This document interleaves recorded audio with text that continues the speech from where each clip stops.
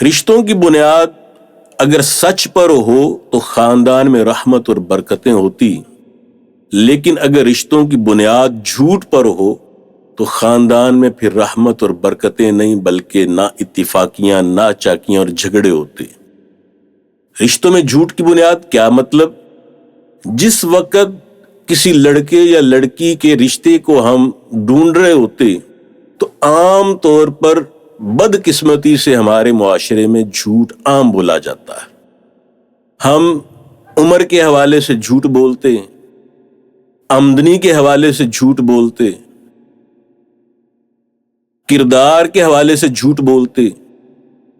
اور بعض اوقات ایسی باتیں جن کو چھپانے سے آنے والی زندگی تباہ و برباد ہو جاتی، مگر ہم محض رشتہ کر لینے کی دوڑ میں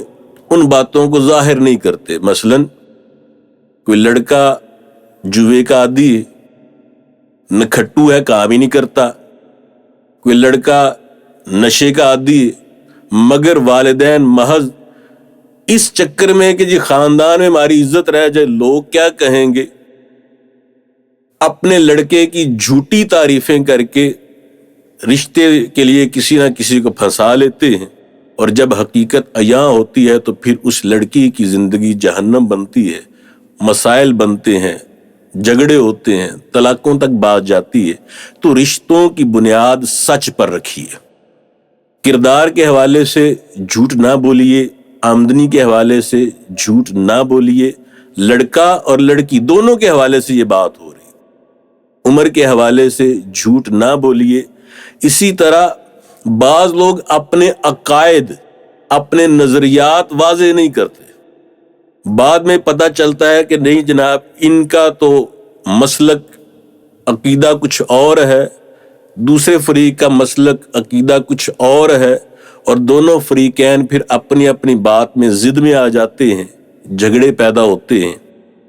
تو کوشش کیجئے کہ اپنے آپ کو بھی اور جس کے ہاں آپ رشتے کے لیے جا رہے ہیں اس کو بھی سچ کی بنیاد پر کھڑے رہیں، سچ بولیں،